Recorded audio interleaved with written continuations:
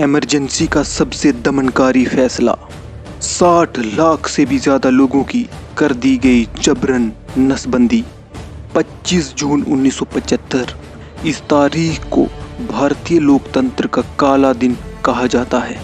इसी तारीख को देश में आपातकाल लागू किया गया और जनता के सभी नागरिक अधिकार छीन लिए गए थे। इस फैसले के बाद तत्कालीन इंदिरा गांधी सरकार के लिए सब कुछ पहले जैसा नहीं रहा और पहली बार उनके खिलाफ एक देशव्यापी विरोध पनपने की शुरुआत हुई। आपातकाल ने देश के राजनीतिक दलों से लेकर पूरी व्यवस्था को बुरी तरह प्रभावित किया, लेकिन उस वक्त लिए गए नसबंदी जैसे सख्त और यूं कहें कि तानाशाही फैसले ने इसे राजनीतिक गलियारों से उतार आम जन के निजी जीवन तक पहुंचा दिया। जनता के अधिकार पहले ही छीने जा चुके थे, फिर नसबंदी के इस फैसले ने घर घर में दहशत फैलाने का काम किया। उस दौरान गली मोहल्लों में आपातकाल के सिर्फ एक ही फैसले की चर्चा सबसे ज्यादा थी और वो थी नसबंदी। ये फैसला आपातकाल का सबसे दमनकारी अभियान साबित हुआ। संजय गांधी की एंट्री।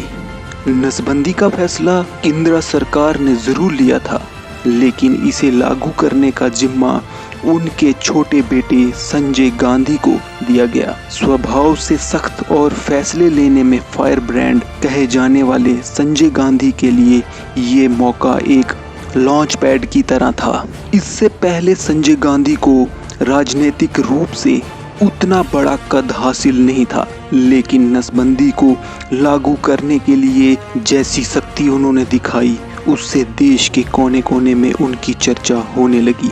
आज़ादी के बाद जनसंख्या विस्फोट से निपटना कांग्रेस सरकार के लिए एक बड़ी चुनौती थी। अमेरिका जैसे कई अन्य मुल्कों का मानना था कि भारत कितना भी उत्पादन क्यों ना कर ले, लेकिन विशाल जनसंख्या का पेट भरना उसके बस में नहीं। वैश्विक दबाव और परिवार नियोजन के अन्य फार्मूले फेल साबित होने पर आपातकाल ने नसबंदी को लागू करने के लिए अनुकूल माहौल तैयार किया। लेकिन इस फैसले के पीछे संजय गांधी की महत्वाकांक्षा भी थी, क्योंकि उन्हें खुद को कम वक्त में साबित करना था। जबरन और लालच देकर नसबंदी।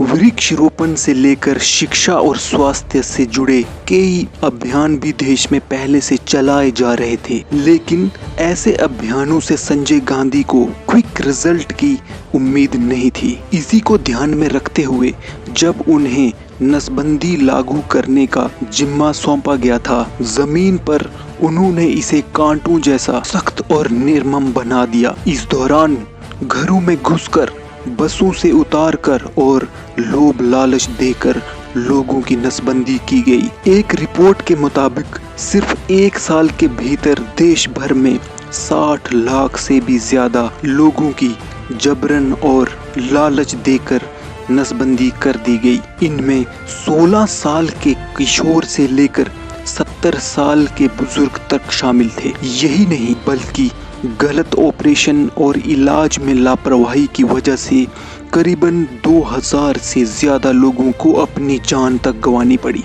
संजय गांधी का ये मिशन जर्मनी में हिटलर के नसबंदी अभियान से भी ज्यादा कड़ा था, जिसमें करीबन 4 लाख लोगों की नसबंदी कर दी गई थी।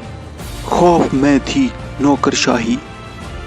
संजय इस फैसले को युद्ध स्तर पर लागू करना चाहते थे। सभी सरकारी महकमों को साफ आदेश था कि नसबंदी के तय लक्ष्य को वो वक्त पर पूरा करें, नहीं तो तनख्वाह रोककर उनके खिलाफ सख्त कार्रवाई की जाएगी।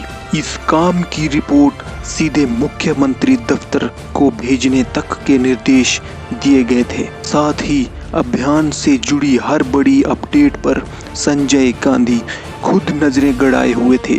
ऐसी सख्ती से लेट लतीफ कही जाने वाली नौकरशाही के होश उड़ गए और सभी को अपनी नौकरी बचाने की पड़ी थी। वरिष्ठ पत्रकार विनोद मेहता अपनी किताब द संजय स्टोरी में लिखते हैं, अगर संजय गांधी आबादी की इस रफ्तार पर जरा भी लगाम लगाने में सफल हो जाते तो ये एक असाधारण उपलब्धि होती। राष्ट्रीय और अंतर्राष्ट्रीय स्तर पर इसकी चर्चा होती। लेकिन संजय का ये दांव बैकफायर कर गया और 1977 में पहली गैर कांग्रेस सरकार बनने के पीछे नसबंदी के फैसले को भी एक बड़ी वजह माना गया। 21 महीने बाद जब आपातकाल खत्म हुआ तो सरकार के इसी फैसले की आलोचना सबसे ज्यादा हुई। बीजेपी के वरिष्ठ नेता और पूर्व प्रधानमंत्री वाजपेयी ने तो नसबंदी की इस आलोचना में एक कविता तक लिखी थी।